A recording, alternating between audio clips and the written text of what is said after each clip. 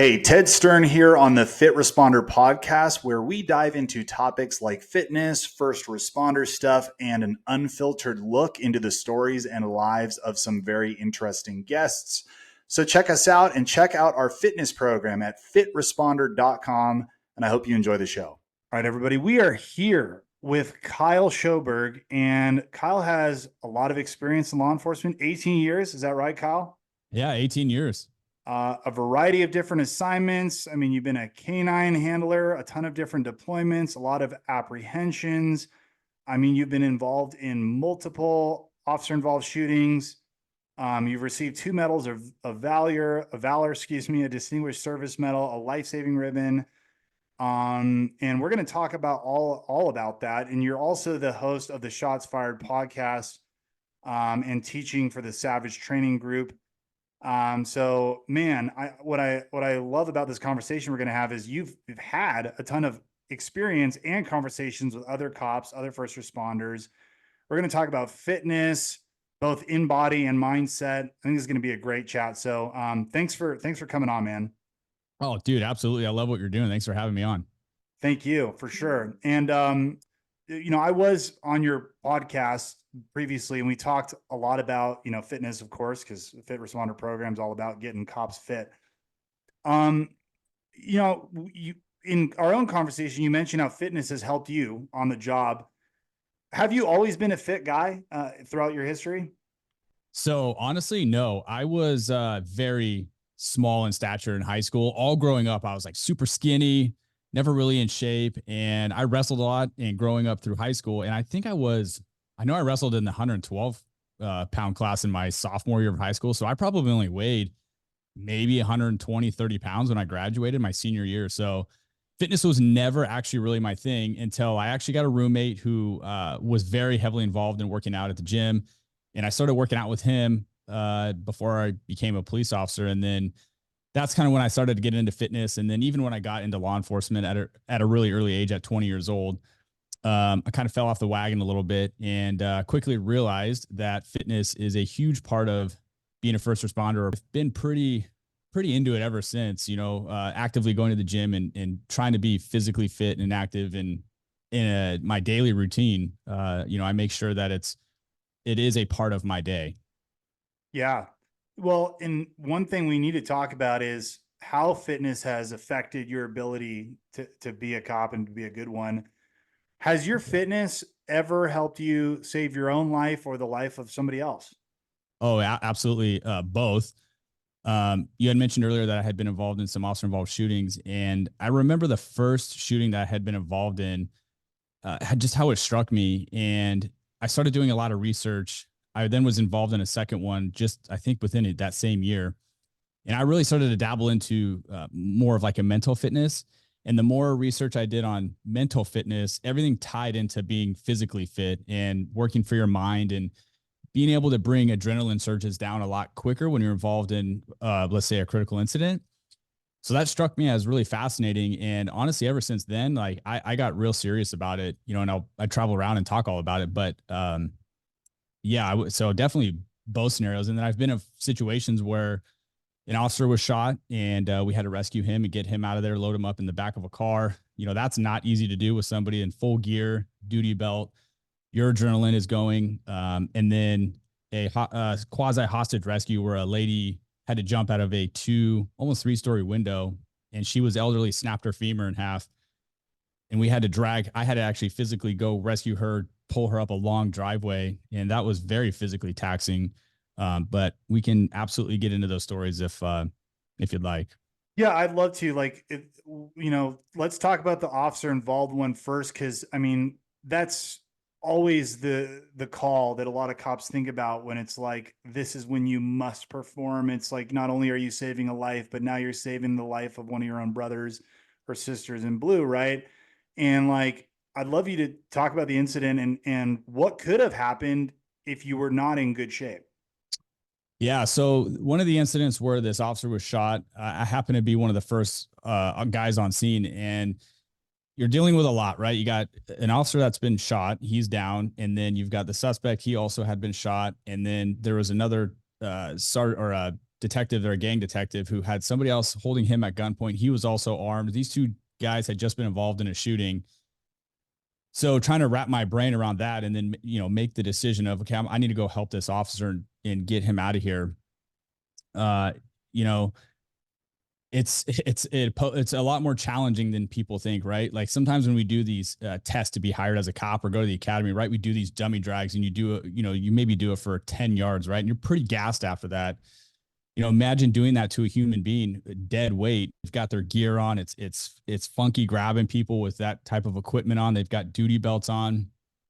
It's not as easy as just grabbing someone and being able to physically drag them. So, and not only that, we then have to load this guy up into a back of a patrol car. And, that's a tight, small, confined area. And then in this case, it was nighttime. So we couldn't really see a whole lot. So I just remember trying to do all this and things are getting caught up on the door. His radio was getting stuck on the door jamb. I mean, all these things were causing us to have issues to get him in this car. And, there were a couple other officers there that were trying to help us, and not everybody is in the same physical shape as everybody else. And so, fortunately we were able to get him in the back. I climbed in the back seat with him and immediately started medical aid. But, it was very physically taxing. And then I remember I was gassed after that. Like I'm in pretty physical good shape, and I was gassed. Now I'm trying to render medical aid to this guy where he was shot. I mean, he was literally dying in the back seat of this patrol car. I'm trying to use my flashlight to illuminate the back. I couldn't see well. Now someone's driving code 3 to the hospital, which you can imagine they're driving pretty fast. Their adrenaline is up, and you're having to do all of this under that amount of stress and adrenaline and try to save this person's life. I mean, if I wasn't in the physical shape that I was in, or that I try to maintain myself, I think I would have struggled a lot more with that. And I'm not saying I'm the most fit guy there is, because I'm not. I just try to hold myself to a higher standard. But definitely being physically fit played a role in getting that officer to help. And he ultimately did survive after a 6-hour surgery. Incredible. We see this a lot, right? Where people are like, well, adrenaline's going to help me. And if I'm in this situation, I'm going to have essentially elevated fitness. And that may be true to a degree, but I would assume, like you said, your adrenaline was probably as maxed out as it can be at that time, but you still felt the effects of being exhausted and Oh yeah. winded and still trying to focus and render aid and think clearly. Adrenaline didn't make you a superhero in that moment, and you still needed to have a basic level of fitness, an elevated level of fitness to do what you did. Oh yeah. I think you for sure need a baseline. And yeah, I mean, you're out of breath.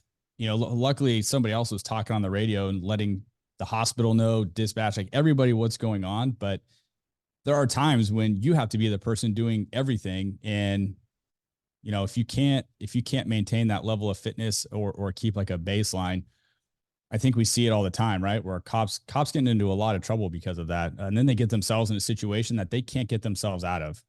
Yeah, 100%.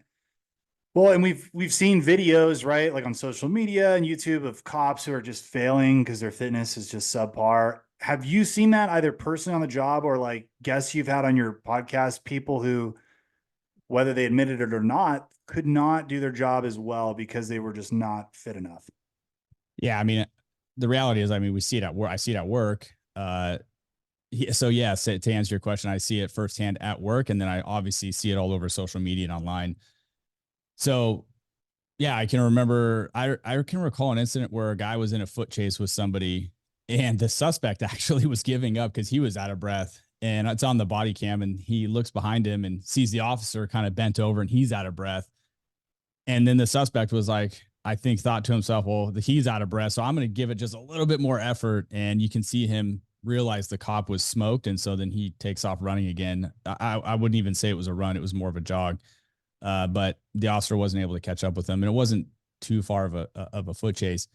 But along those lines is, I think of that. And I had been in one of the shootings I had been in was during a foot pursuit, and I had deployed my dog. And as soon as I had deployed my dog, this guy pulls a 357 Magnum out of his waistband and starts firing back towards me. And I mean, we're just running down a sidewalk, right? There's no cover, there's no nothing for me to get behind. It was 6 o'clock in the evening in the middle of summer. So there were people out. And, that is a situation where it's you don't get the opportunity to quit in that scenario. And, man, I attribute my fitness, especially in that scenario, to getting me to survive that. Ultimately, this guy tried shooting my dog, tried shooting me multiple times. We're in this shootout running down a sidewalk. And, I think as cops, we gotta tell ourselves, like, when someone is trying to kill you, they've made up their mind that they're going to, at no cost, try to accomplish that mission. We have to bring ourselves to that level, if not higher. And if you're not in the physical capability to be able to do that, even mentally or physically, you're going to be in a world of hurt. So, How many years on were you when this happened? oh, this happened in 2019. So just a few years ago. Yeah. So you'd been on you've been on for more than 10 years. Yes, absolutely. Yeah. So like, I think a mistake, right? We always talk about complacency in this kind of work, and a lot of cops work in areas where quote unquote nothing happens, Mm-hmm. Um, and so you've gotten in 4 different shootings, is that correct? Yes, that's correct. And there's probably, I imagine there's people in your department who have gotten in none in 15, 20 years. Oh, yeah, for sure. And I came from a small department where nothing happened. And I tell you what, if you're a cop, like, listening to this or watching, and you're one of those officers, I mean, you're by yourself a lot of the time. Like, oh, you need to have your stuff together, because not everybody's going to comply with you. And if you're by yourself as a deputy or an officer in a rural area, you got to be able to manage and handle yourself. That's a great point to make, because yeah, if you're in an area or you work for a department where there's always stuff happening, there's foot pursuits, there's fights, there's shootings, you're more likely to have very close by backup, and you're more likely to have maybe a partner who's right there. Mm-hmm. And if you are in a department where there's quote unquote nothing happening and it's quote unquote safe, and you haven't been in any kind of a critical incident in years, you are less likely to have nearby backup. More like you're probably in one of those departments where you're by yourself for the most part. So I mean, in either scenario, we got to be in great shape. Yeah, like so that was my first agency. I started out at 20 years old, and yeah, I mean, it was like me and one other guy and maybe a supervisor on at any given time. And if your partner was at the jail, it was like, you're on your own. You're going to like DV calls. I mean, stuff that I look back and I'm like, wow, I probably shouldn't have done that. But that's all I knew at the time. So yeah, I mean, you were by yourself a lot of times contacting. There's bad people that live everywhere. So Yep, 100%. Let's keep on the fitness topic for a second. How yeah, how many times per week do you work out? I try to go to the gym at least minimum 5 days a week. Like I said, I try to make it a part of my daily routine. Now, obviously, with my schedule and what I do, things kind of throw me for a loop. We are fortunate at my work where you're required to work out at least an hour of your shift. So whether the first hour of your shift, at any point during your work shift, you are required to get an hour workout in, and they obviously supply us with a gym. And so not every agency does that. I think more and more are starting to do that. But so I'm fortunate for that. So if I can't make it to the gym, then I try to get in at the gym at my work and use that hour workout time. Has that always been the case for you? Like throughout your whole law enforcement, you've had an hour allotted to you where you can train? No, that was implemented. We had a lieutenant that was very into fitness, and he actually implemented it for the whole department. And initially, we used to have to get our blood drawn every year, and they would, it was confidential, and you would sit down with a doctor, and they would go over your lab results and let you know if you had, high blood sugar, blood pressure, all of those things. And then you can focus on that. We went away from that because go figure, there were cops who were like, oh, this is a gotcha. The officers who didn't want to maintain any sort of physical fitness felt like the department was going to use that against them, even though it was a confidential thing. So they ended up going away from that part of it, but to this day, we still use the hour workout program. That's killer. Before that was given to you as a privilege, do you still stayed consistent though? Still worked out 4 or 5 days a week plus? Yeah, I did. Like I said, I was in my first shooting in 2015. I really was like, how did I mentally get myself through that? And like I said, just doing research on being mentally prepared, like everything kept tying back to your physical fitness. And so like I linked those two together. And honestly, like after that, I being in that situation, I was like, wow, that really can happen to you. And literally after that, I have maintained a uh, strong foothold on staying fit. Of course, killer. What's your approach to food? I mean, is it eat whatever I want? Is it, well, I'm pretty strict. I follow a plan. Is it, well, how do you, what's kind of your philosophy on it and how do you approach it? So obviously I follow you on Instagram and you would probably be a little disappointed in my health, but or my diet plans. But I for a while there I was doing the whole meal prepping and trying to do that. Like everyone's excuse, I guess. It just becomes I guess difficult. Probably because that's just my excuse and I want to make it difficult. So I don't want to do it. But um yeah, I do, I try to stay healthy. Um I don't I can't sit here and say that I'm, super strict about my diet. Sometimes I just eat what I want. But I guess maybe it makes me feel better that I'm like, well, I'm going to go to the gym and work this off. So, or maybe I have good, uh, uh, what do you call it? Genetics, from my parents, who are healthy and fit, so some people do have that. I, So I got to imagine though you manage it. You're not like, I'll just eat anything and eat anything to anyone. yeah, no. Are there principles you follow? Like, I'm going to eat more protein or, I'm going to try not to eat as many fried things. Are there thoughts like that? Yeah, I've tried to cut back on the fried stuff. And then obviously the older we get, I'm almost 40 now. So I try to think about those things. So yeah, there's things I cut back on. And then it just depends. Like if maybe I'm trying to bulk up, right? Like for whatever reason, I'll try to manipulate my body sometimes. And maybe I want to bulk up. I'll add a little bit of extra here or, honestly, for what I do at work, like there's times where I don't get a whole lot of opportunity to eat. And so, then I'm packing my foods and, trying to do that. And so, it's challenging as a cop to maintain a level of, I guess, diet discipline.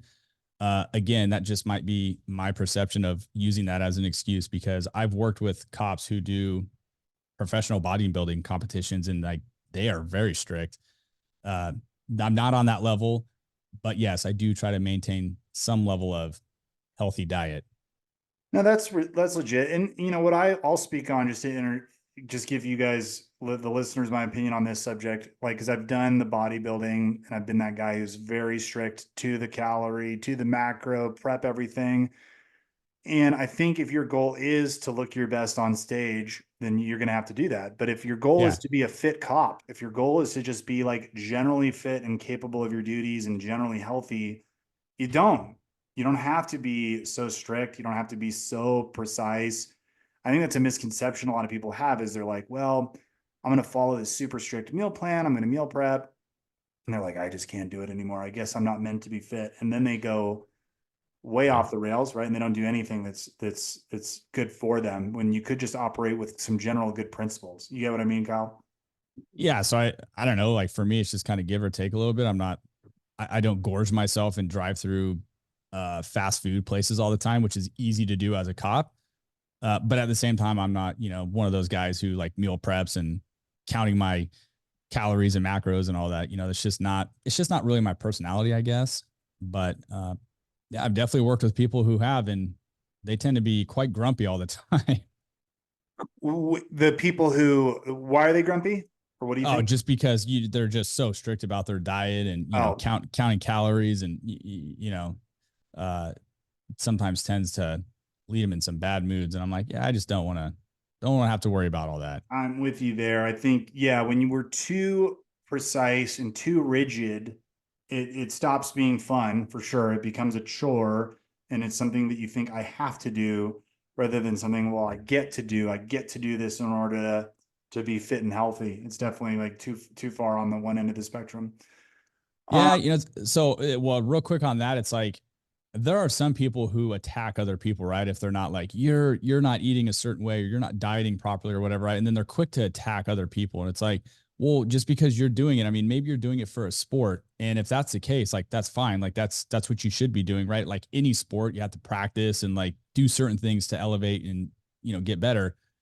But I don't think it's fair for people to, it's really easy on social media to attack what other people's diets are. Like, hey, the fact is like I feel like I maintain a good level of fitness and I feel physically fit. So that's just the way I am. I'm with you there. Yeah, there's so many it's such a thing now, just demonizing. Oh my, you have seed oils? Are you is that in your Yeah. I mean, I've got guys commenting on my post. Are you cooking in plastic, you're microwaving and you know, you're gonna get that plastic leaching into your bloodstream. Yeah. It's like, oh my God, you know, nowadays when you look at social media, it's like, can I even eat in a particular way where someone isn't bashing me and telling me that I'm killing myself or I'm doing something that's terrible? You know what I mean? It's just there's too many polarizing opinions out there, I think. Yeah. It's like you get people that are, they set their page up or whatever about one particular thing. And then it's like, that's the only way to do it. And it's okay. A little Yes. bit of give and take. I agree. That's become their identity for sure. And the problem is you can't operate in extremes. I just did a podcast with Dominic Izzo. Do you know who that is? Dominic Izzo. Yeah, do you know who that is? No, I don't know who that is. Okay, so he's a former cop and he's super polarizing, and he'll admit that he's like, you know, he literally says all cops are bad, and he believes that, and he also says no female should be a cop. Extremely polarizing, and he has his reasons for it, and like it's an interesting episode to listen to because he backs up his position in particular ways. But I told him, I'm like, man, you're not going to let people hear what your why behind these thoughts, because the moment you say all cops are bad or all no females can be a cop or should be a Mhm. cop, you're just immediately going to, people are not like, I'm not going to listen to this person because they're Yeah. so extreme and so ridiculous. And that's my thought about food too, is like, I might want somebody to eat more whole foods and to eat more protein and to maybe limit the amount of processed stuff they eat. But if you go out there and you operate in extremes, okay, you cook with seed oils, you're the devil. You microwave in plastic, you're an idiot. People are not going to be not going to be receptive to your opinions. Does that make sense, Kyle? No, totally does. And I remember one time you posted something probably a few months ago now where you were asking a question on your social media about like your diet or whatever. And you were like, no, I'm not like crazy about my diet. And I was like, yeah, all right, good. Like, so I love you, Ted. I I don't know appreciate if you that. remember, but Well, I think we have to operate in what is practical, you know, and like yeah. Dominic there might say we shouldn't have women, and he backs it up because a lot of them are too weak, and if they get beat up, their male partners are going to go into instinct mode and over you use excessive force to defend the woman. Mm, And I'm like, granted, those things may occur. You know, now you're just throwing the baby out with the bathwater, and you're saying like, you know, now you're coming to these wild conclusions. And similarly, I might say we should avoid processed foods, but then to say no processed foods, don't eat any, you know, it then becomes unrealistic. It's unrealistic to say women should not be cops. It's unrealistic to say yeah. all cops are bad. And we have to operate in what's realistic. So for me and my approach to nutrition, it's like people need to eat in a way that is realistic. I might think that red 40 is something you should avoid. I actually believe that. But you know what? If you have a Gatorade once in a while with red 40, freaking do it. If that helps you Yeah. stay consistent and you enjoy it.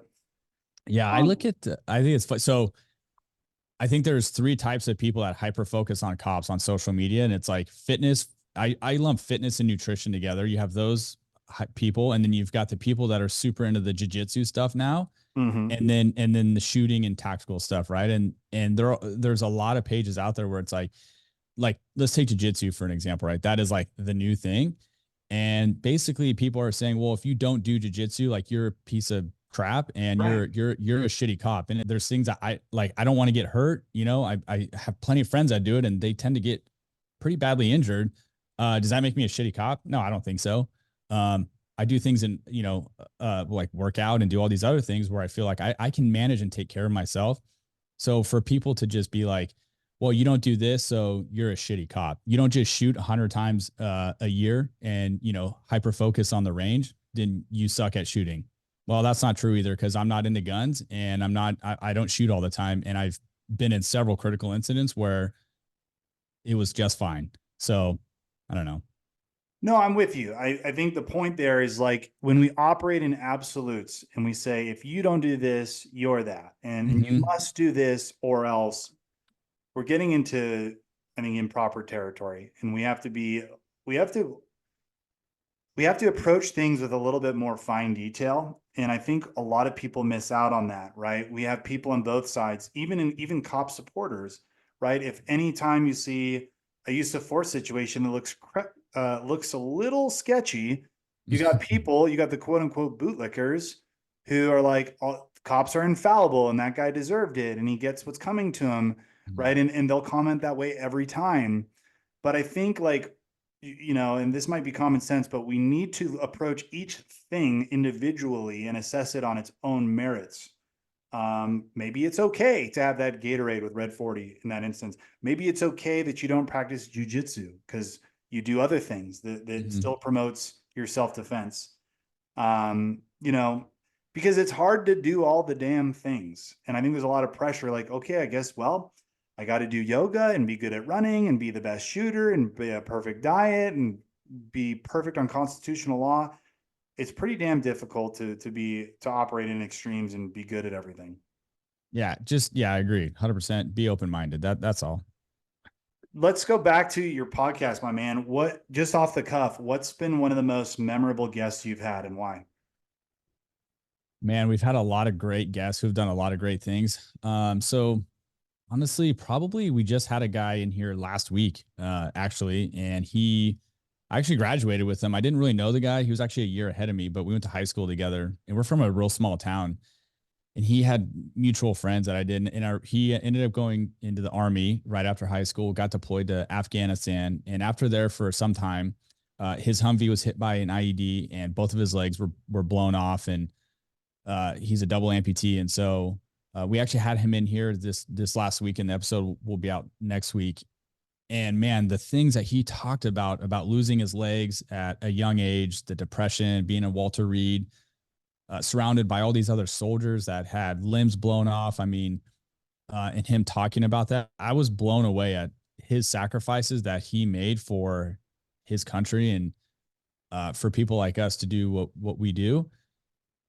He had never publicly spoken about it, and so we gave him the platform to do that, and he shared a lot, and it was pretty remarkable. Honestly, I was just sitting there like in awe of what he was having to say, and I have kids of my own. I know you do too, and I don't know, it just that was pretty powerful. I thought that was, it had nothing to do with law enforcement actually. It was in the military, but so that was probably one of the most memorable ones that I think I'll ever do. Um, you know, we've had cops on our show who have been shot multiple times and shared their survival story and relayed that their level of fitness was what got them through it. And so, yeah, man, I don't know. We just our whole thing with our podcast is we like legitimately we started it to like try to bridge the gap between cops and community members because we started it during the George Floyd era where it was riots going on, and I felt like cops didn't have a platform. So that's why I was so intrigued with what you were doing with your social media page. Was I feel like you do a great job of that, and there's humor behind it, and people really do get to see that cops really are just people.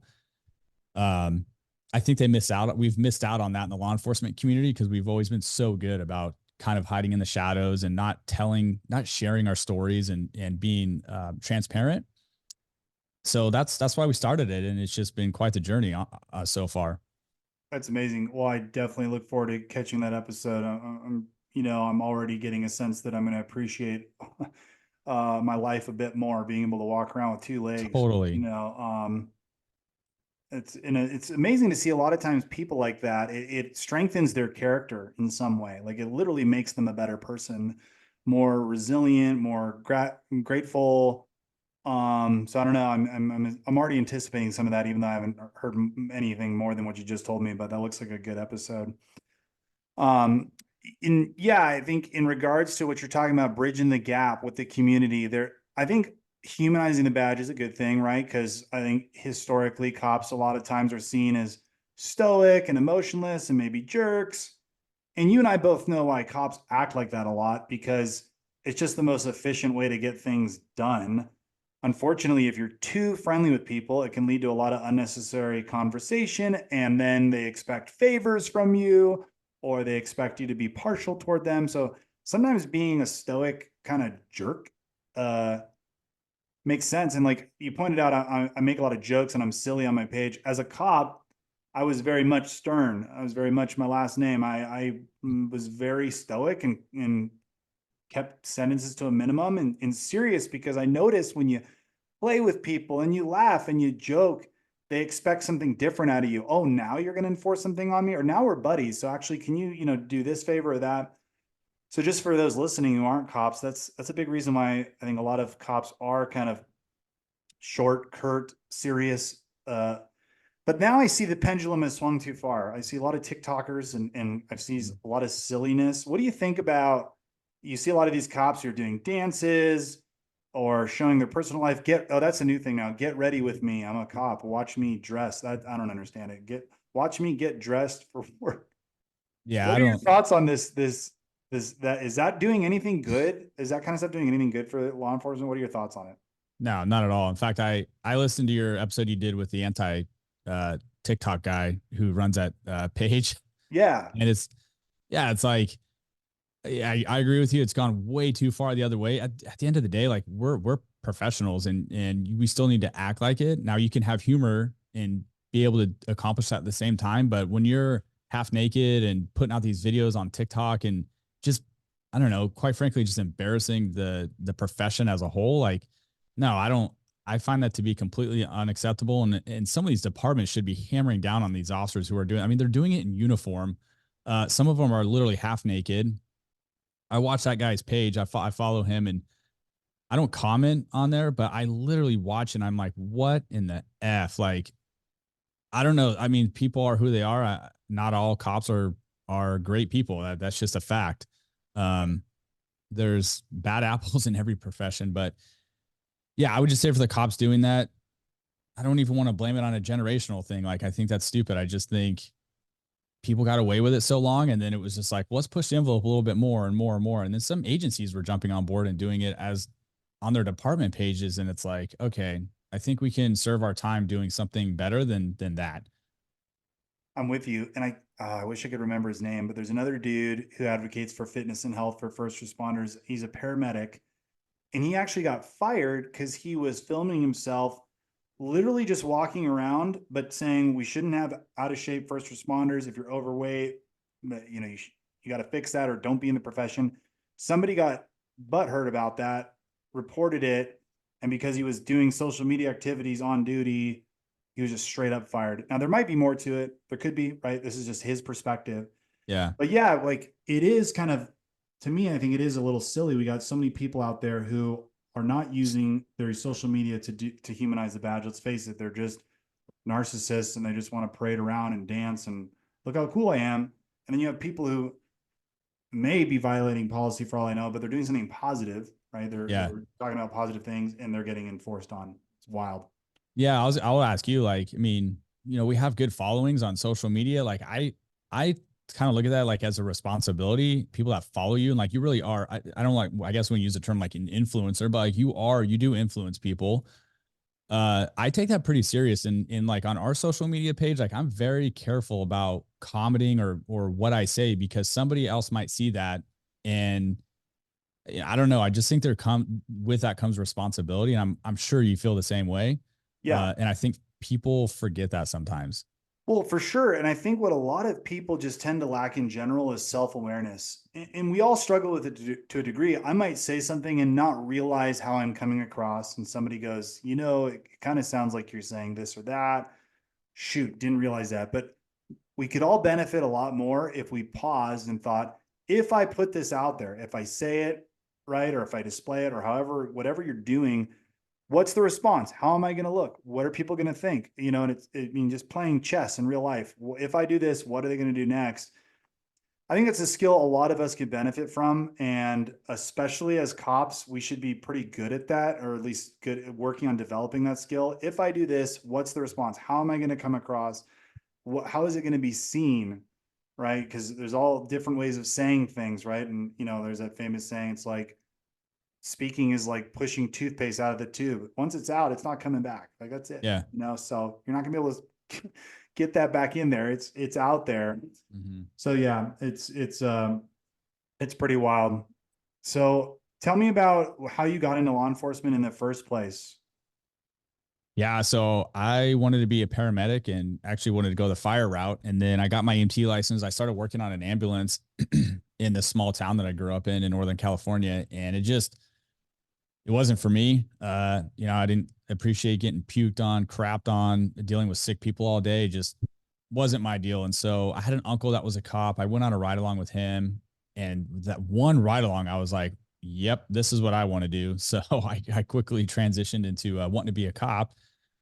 And right out of high school, I went into college for a little bit. I was 20 at the time. I put in an application at this town that I worked in and not thinking I was going to get hired. I just wanted to kind of get a feel for the testing process. And then I ended up getting hired. So I dropped out of school and I've been doing it ever since. Lateral to the agency that I'm at now in 2009 or 10. And I've been working in the city that I'm at now ever since. But that was it. Yeah, that's amazing. Similarly, I can relate. I kind of applied going, let's see how the testing process works. And I got hired and I was like, oh, Yeah. 21 years old. Would you, Yeah. I know you have kids. If any of your kids wanted to be a cop, what would you say? Totally. I'm not one of those guys who's like bastardized being a cop and telling, my kids, oh, you should never do this job. Go be a firefighter. Like, no, because at the end of the day, like we need good cops out there. And if my kid or my son ever said he wanted to be a cop, we'd be proud of that. Are there other things that you could do? Sure. But I'm proud of what I do. And I know my family's proud. The life experience and the things I've got to experience along the way to then bump me to be an entrepreneur, start a business, doing this podcast has started, become a business, doing training. I wouldn't have been able to do any of that had I not been a police officer. And so I was just in a class last week, actually, in San Diego. And the instructor asked the whole class, hey, if the question you just asked me, would you tell your kid to be a cop? I would say 95% of the class was like, no, I Mm, wouldn't. I raised my hand, like me and one other guy raised our hand. And I'm like, I would. That's the honest answer. yeah. No, I mean, I think probably where a lot of those people are coming from, the 95%, they think about the bad stuff you deal with as a cop and they think Sure. about how things can end up. And selfishly, maybe it's like, I don't want my kid to struggle with that. But unselfishly, you're thinking in terms of, well, we need good cops. We need people in society to do the job right. And if my kid could do that, why would I withhold him? Um, that's pretty huge. Here's my question to you. If your entrepreneurial activities brought you significantly more income than being a cop, would you consider leaving the career entirely and just doing your business stuff? So if I wanted, I could probably do that now. And I continue to go to work. And yeah, it's a struggle doing two, well, quite frankly, three different things, plus have a family. I mean, it's incredibly hard. Like I don't have a lot of extra time to do a lot of extra, activities. But we make it work. And I truly do love the job. Like I literally love what I do and I love going to work every day. I run our street crimes team and we do fugitive apprehension. Like, dude, I feel like I have the best job in the world. And even though I'm doing this other stuff, maybe it brings in some income.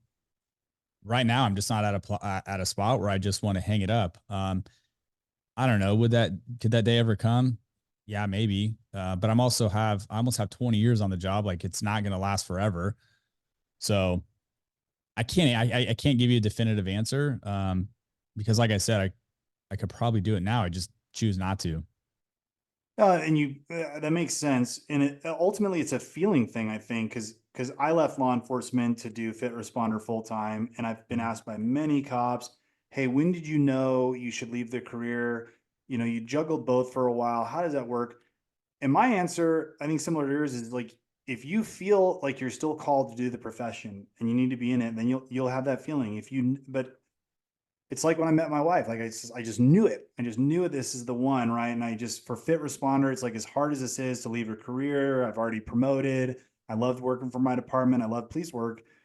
I just knew it in my heart, like I have to pursue this. This has to be my focus. So I think I don't know if you agree, Kyle, but I think it's just kind of like you have to have the feeling and you have to let your feeling guide you. If the career is still something you want to pursue, then you got to pursue it. Yeah, I agree. And if you're somebody that's like gets out of it because of peer pressure, right? Like I've had a lot of people try to peer pressure me out of leaving the career, especially my parents. Like I've been involved in these shootings, I've had bad things happen to me at work. Of course, people are going to tell me to quit, and they think I'm crazy for doing it still. I don't know. Like you said, man, I feel like if it's a passion of yours, you should do it. If it becomes not, then don't. And there's no hard feelings. But I would say don't let someone peer pressure you into not doing the job anymore if you still have the passion for it. Because I feel like if you got out of it and you still had that passion, I think that's something somebody would regret. I agree because I think you can logically argue for it either way, right? Like I had Mhm. people who are trying to pressure me to stay in the career. They're like, dude, what about your pension? You just promoted. Come on, you could do both. You could find a good spot that's real cush and gives you plenty of time for fit responder. You don't have the security anymore of a guaranteed paycheck, blah, blah, blah. Like you can argue for it either way. On the flip side, I had a buddy who goes, being a police officer is too dangerous. Your mental health, your physical health is going to get screwed up. And, so I think logically it can make sense either way. I could explain all my reasons for leaving law enforcement in a way that makes perfect sense. You could explain all your reasons for staying in law enforcement that makes perfect sense. So it's just a feeling. It's like when you pick that person you're going to marry, you have to be Mhm. the one that goes, I just feel that this is worth it. It's absolutely worth it. I must do this because, I think logic could explain either decision well. Does that make sense, Kyle? No, totally. And in our career in law enforcement, you got a lot of people who are just have different emotional feelings about things, and people let their emotions push onto other people. And it's like, you may be having those problems, but I'm not having those problems, right? Like there's people that complain, they're like, my sergeant is a piece of blah, blah, blah, right? They hate me. Well, but then it's like, well, I don't have that problem with that. So maybe it's something you're doing. People are quick in this job or profession to like push their problems on other people. And I tell people all the time, I'm like, dude, just think for yourself. Don't worry about what that person is saying. Like make the judgment on your own. Absolutely great point. And we cannot assume that somebody else's experience is going to be the same as ours, right? And I think that's Mhm. where that, like you said, 95% of that class said, I wouldn't want my kids doing law enforcement. They're thinking about things that they encountered and how they dealt with them. And it's unfair for those people to say my kid would have a similar or the same experience. We don't know. Yeah, We totally. we don't know. So like that's my approach to with my kids is I'll say, look, I'll give you my opinion on what I felt about law enforcement and but I leave it as an option. Like let them decide, let them be a human being and decide. That's how I approach religion with them. I go, I'll tell you about my beliefs if you like, but here's all the beliefs that are out there. And I really encourage you to learn and decide for yourself if that's something you want to do. But I think we both can agree that for sure, if you're a cop who works in some capacity on the street or front line, so to speak, you got to be in good shape. I guess, do you think, or if I were to say this, Kyle, answer honestly, man. Hey, John over here, my partner, he's 50 pounds overweight. Do you think he can be a good cop? Yeah, I think you could be a good cop. I would be concerned that it's a tough question, Ted. Do I think you could be a good cop? Sure. I work with cops who are overweight and they're great cops and they're great people. My concern is, and I've seen it when you get your, like I've said before, when you get yourself into a situation, I would ask you, do you honestly think you can get yourself out of that situation in the shape and condition you're in? And if I go down, can you get me out of a situation? And that's, I would just have to pose that question to that person and be like, and if the answer is no, maybe you should reevaluate what you're doing, uh, and leave it at that. Yeah, I'm with you there. Well, and the problem is too many people are way too overconfident in their abilities and they don't they think back to when they were in good shape in terms of referring to like, am I in shape or not? And they go, yeah. They think back to when they got into a fight 5 years ago or a foot pursuit back in the day. I still got that. I still got it, but they haven't been tested recently. Mm-hmm. I agree. I think, look, you can be a good cop and be out of shape, just like you can be a good airline pilot and not know how to land a plane during an emergency procedure. You can be good generally most of the time. Like you'll Yeah. probably be fine, probably. But if you're an airline pilot who doesn't know how to land during an emergency, let's say some particular emergency where the front wheels don't come out. I don't know. I'm not a pilot. I don't know technical stuff, but It sounds good. let's say that, right? The front wheels don't come out and you got to do an emergency skid landing. You have no idea how to do it. You can be generally a good pilot, but I would say you're not the pilot you should be Mm-hmm. because you might be faced with that situation. And really, as a cop or a first responder, you're way more likely to need your fitness than that analogy I just gave. But you're lacking in something um, Yeah. that you may really need to use in a moment where there is no other time or other options. Yeah, yeah, it's so true. Like in our job, like I say it all the time when I teach classes, and I think I just posted something on Instagram about this from a podcast, but it was like you could honestly go probably your whole, let's say you do 30-year career, right? And maybe nothing would probably ever happen to you. Like problem is, especially in today's society, like you don't know when that is going to happen to you. And like I said, like you could go your whole career without it. You might go one time without it, and you might go several times in your career having to defend your own life. I wouldn't want to be in a situation where I was so out of shape, or I wasn't able to even care for myself, or not alone my partner. And then that one time happens. You can't go back from that. Like you can't rewind that and do it all over again.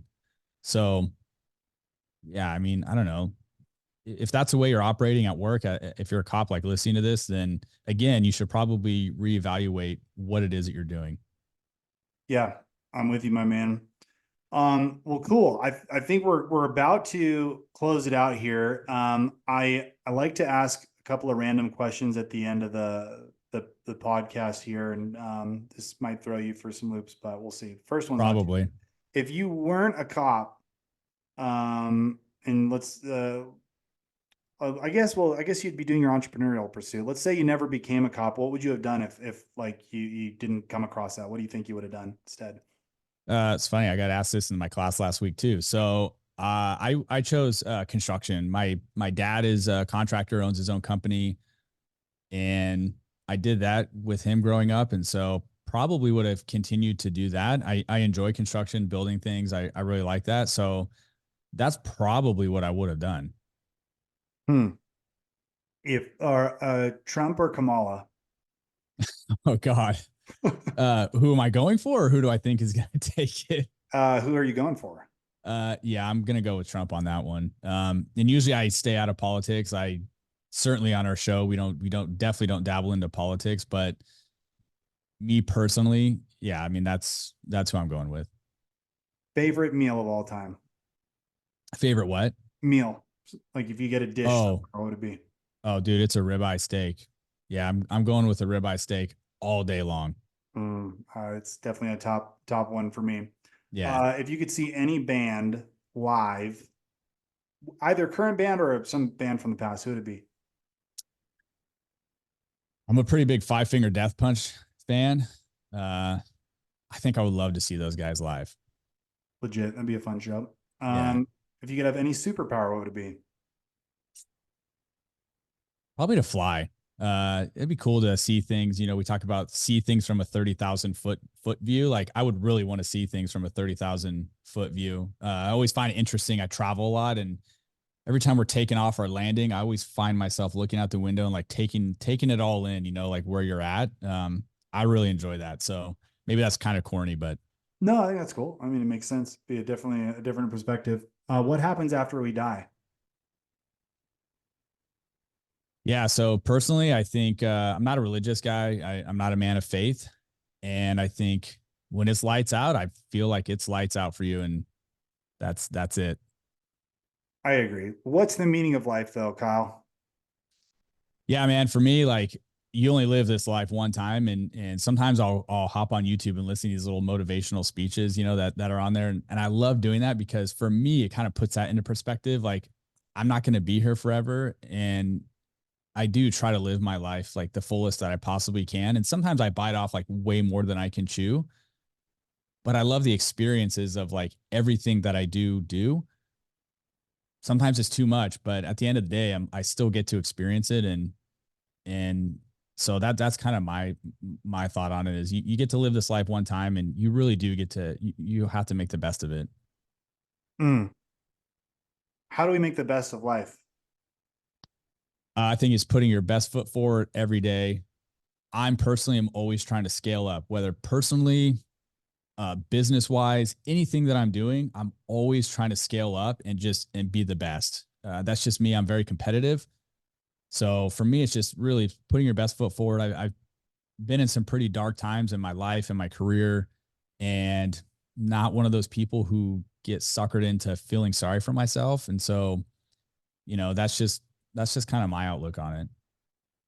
I mean, you seem to have a pretty good strength in character, my man, like pretty good resilience. Do you think that just kind of came naturally? Is that something your parents taught you? Is it from your experiences? Like you've been in tough situations, but I mean, from appearances, it seems like you got your stuff together. I don't know. Maybe you cry at night and drink a bottle of alcohol and sit in front of the mirror with a gun, but you seem like you're fairly resilient. Where do you think that comes from? Yeah, no, so I don't do any of those things. I Okay. think my upbringing, my family, I have a real small family, and my grandparents are a big influence on me. My grandpa was for sure growing up as a kid. He passed away. I grew up, my real dad was a shitbag. He was abusive, an alcoholic, and my mom finally left him when I was probably 7 or 8, and he ended up disappearing out of my life completely. And so my mom married my stepdad, and they just had really good core family values, and they both own their own businesses. And I think that's where I learned you got to work really hard to get what you want. And like I don't have a degree. I didn't go to college, and I never went back and got my degree. But I just saw my parents, they didn't either. And they both owned very successful businesses, but I saw them working their ass off all the time. And so I think that's just where I learned that from, is just work hard to get what you want to get. And if you start feeling sorry for yourself, well, then you're never going to be able to get better, because you control your own destiny, and nobody's going to do anything for you. Love that. Yeah, I can't stand the victim mindset that we see too often nowadays. Everyone needs to cater to me and what offends me. Yeah. My goodness. Yeah. The mental health, I'm all about it. Like clearly I'm all about the mental health thing and first responders and cops. I'm not saying I'm not. I've had to go through my own stuff and do EMDR post trauma therapy to help me process things, but it can go too far, right? And then we start making people feel like they should have a problem when they don't need to have a problem. And so there's a balance there. That is an interesting thought. Right. Because, there might have been, I'm just imagining, I don't know if this happened to you, but there might have been times where you're like, I'm fine. And they're like, no, you're not. What? Come on. Totally. And you're like, Totally. no, I literally don't feel like there's a problem right now. And they're like, no, no, no, it's okay. Let it out. Yeah, Right. no, totally. Like that has happened to me a couple of times, and I'm like, fuck, I feel fine. Like maybe, like, is there something wrong with me? Like maybe I shouldn't feel like that. And then it's like I start to second guess myself, and really it was like, no, it's just I was fine. Like I managed the situation fine. And yeah, I think we've gone little top heavy on the whole mental health thing. So, but that again, that's just my own personal thought on it. I think you just got to be careful with it. That's all. I agree. You reminded me when my dad died, I found out and I went and got an excellent workout in. And I got some shit for that. A few people were like, oh, like I heard you went and worked out and like, what's going on there? And I'm like, Mhm. I enjoy working out. It's therapeutic. And like, I look at it like brushing my teeth because my dad died. I'm not going to not brush my teeth. Like I'm going to go do the things that help me. Yeah. And some people are like, okay, all right, that makes sense. But like, I think if we are going to be tolerant and accepting and understanding that we're all fighting our own battles, we also have to understand that maybe people process difficult things differently than you. And they might be able Yeah. to process it really well and not have any issues. There may not be an issue. 100% agree. Well, all right, my man. Well, I think we'll close it out there. Before I go, I'm sure some people are going to enjoy this conversation. They might want to hear more about you in the Shots Fired podcast. Can you let our listeners know how to hear more about Shots Fired and what you're doing? Yeah, so we're on YouTube. You go to Shots Fired Podcast, and then our Instagram page is Shots Fired Podcast Official. And we're obviously also on audio on Spotify and Apple, iTunes, and all that. So yeah, just Shots Fired Podcast. They can find it. Awesome. Thanks so much, Kyle. Anything else you want to say before we say goodbye to those who are watching, listening? No, thank you, dude, for having me on. Really, I do love what you're doing. I've been following you for a while. I think you're great. Keep it up. Just want to say, dude, seriously, like I think you're great. I love what you're doing. Guys like you are a big motivating factor for people like me that wanted to get into content and all that stuff. So I really do appreciate you having me on and doing what you do. You're helping a ton of people. So thank you. My pleasure, my man. Well, thanks so much. All right, Kyle. Well, I'm sure you inspired some people today. And everybody, check out Shots Fired podcast. Stay safe, strong, and fit.